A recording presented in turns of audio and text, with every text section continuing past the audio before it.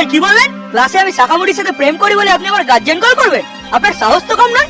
দেখ বাবা, শঙ্কুচুর ক্লাসটা সাপলুডো খেলার জায়গা নয়। তোরা বাইরে গিয়ে যত খুশি প্রেম কর না, কে বারণ করেছে?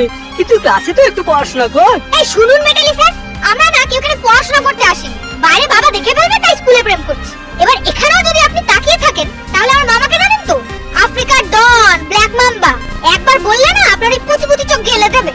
এমনি তো হাফ কানা, তখন লোকে সত্যি সত্যি কানা মেডেলি বলে ডাকবে।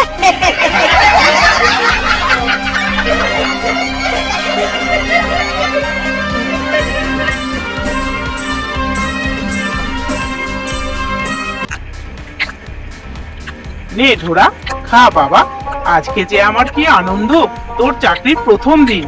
তাই দেখ না, খুশির ঠেলায় কতগুলো মাছ ধরে ফেলেছি। মাছের ঝোলটা কেমন হয়েছে রে?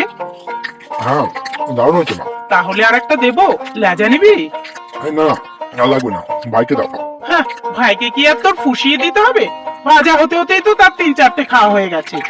এই দেখো মা, জিম্বাগা সোলডারেস মোটামুটি বিষাক্ত বানিয়েছি। এবার বিশ্ব হতে গেলে তো একটু বেশি প্রোটিন লাগবে নাকি? হ্যাঁ মা, ভাই কিন্তু আমাদের ঢোড়া বংশের একমাত্র বিষাক্ত সাপ। আমরা একই রকম দেখতে বলে তুমি ছোটবেলায় ওর ঘাড়ে লাল দাগ দেখে ওর নাম দিয়েছিলে লাল ঢোড়া। লাল মানে শক্তির প্রতীক। সেদিক থেকে দেখতে গেলে ও কিন্তু তোমার দেওয়া নাম সার্থক করেছে।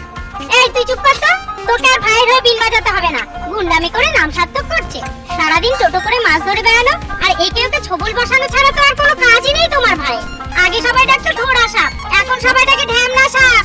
নাম সার্থক করতে গিয়ে তো নামটাই বদলে দিয়েছে তোমার গুণধর। খাওয়ার সময় খালি হিসিস করে না, খাওয়াই না। এই সালা লাউডানা, কোথায় লুকিয়ে আছিস?